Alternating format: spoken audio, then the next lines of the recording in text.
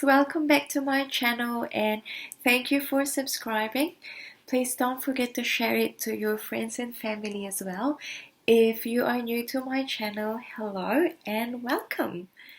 Today I would like to share with you what are the things that I did to survive my move in New Zealand, to survive my move to a different country. A little backstory. June 5, 2013, I left the Philippines with my beautiful siblings to come and live here with our parents.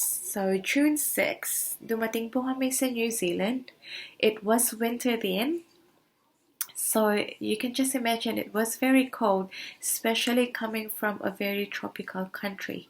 But adapting to the climate was the easy part. I think moving to another country is like stepping into a paintball field or a laser tag field. In order to survive, you have to adapt. You have to be strong, but at the same time, you need to have some fun. So, first thing that I did is I learned and studied British English. So, what's the difference? First of all, there are so many things, so many terms that are different in British English if you compare it to the American English. Like, for example, we say eggplant, but here you say aubergine. When you mean to say napkins, you would say serviettes, or you would say cutlery if you are referring to the spoon and fork. Like, my first job here in New Zealand was as a kitchen aide in the hospital kitchen. Yep, I didn't work as a nurse straight away, but that's a different story for a different video. So, while I was working during my first day, my workmate was like to me, "Can you please grab the tray for the cutlery?" And I was just standing there like, what the heck is cutlery? And honestly, it made me feel so lost and confused. But instead of feeling sad and sorry for myself, what I did is that every day I would watch the BBC News. And that's what actually helped me be familiar with the British English, with their terms, on how they talk and things like that.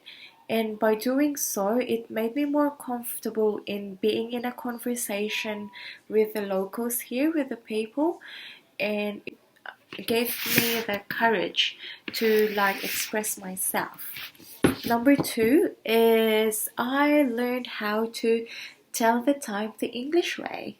Back home, we would say 7 o'clock, or you would say 10:05 or 12:15, 12:30.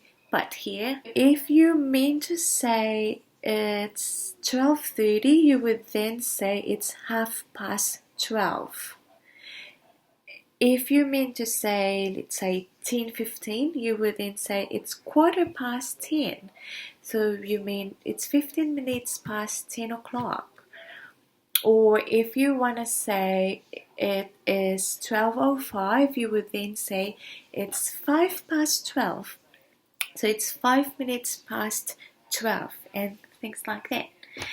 Number 3 is I had to get my head around their accent. The key thing is to remember that the letter E is pronounced a different way. Like back home, diba sa elementary, we were taught to say A, E, I, O, U, and Ba, Be, Bi, Bo, Boo. I still remember that. But in here, you would then say A, E, I, O, U. So if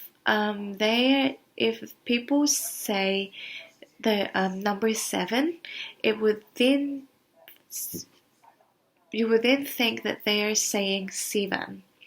If they say bed, then it would seem like they are saying bed.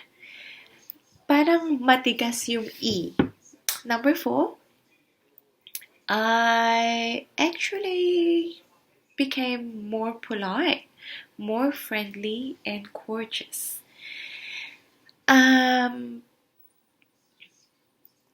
Back home, lagi nila akong sinasabihan na suplada daw ako, but I'm not suplada, okay? I just have a serious face, but I'm not suplada. So, people here are so warm and nice, and I found that following their steps and their practices made it easier for me to approach people and vice versa. People here always say good morning. They always greet you. If you're out walking and you happen to see someone, they would always stop or smile at you and say good morning or how's it going and things like that. And then they would then go on and have a conversation with you about how lovely the day is or how sunny it is, like you've known each other for a long time even though you are strangers. Or let's say if you're at a shop and you go and walk to the counter to pay your goods, then the person at the till would always greet you again and ask you how your day is going. And after you've paid for your stuff, before you go, they would always say, you have a good day, or you have a lovely evening, or enjoy the rest of your afternoon. It's actually so sweet how they do that. And I find it really, really nice. It's a really good practice. Or when you are entering a room and there's a person in front of you, that person would then hold the door open for you until you get there and until you can hold the door open for yourself. So once I started doing these things, once I started adapting these good practices, it made me feel like, wow, I actually belong. And number 5, the last but not the least, is I also learned their culture and respected their beliefs. Being a migrant is not a walk in the park, but it's such a beautiful thing. You just have to be open to changes, love the country that you are in like you love your own, and embrace their culture without, of course, forgetting your own culture.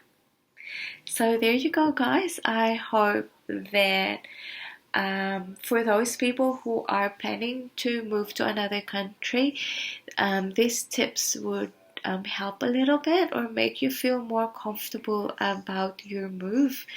And yeah, so don't forget to hit the like button.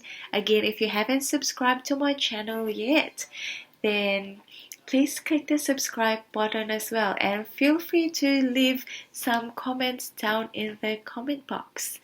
Until the end, I'll see you on my next video. I hope you are all having a lovely day. Bye bye.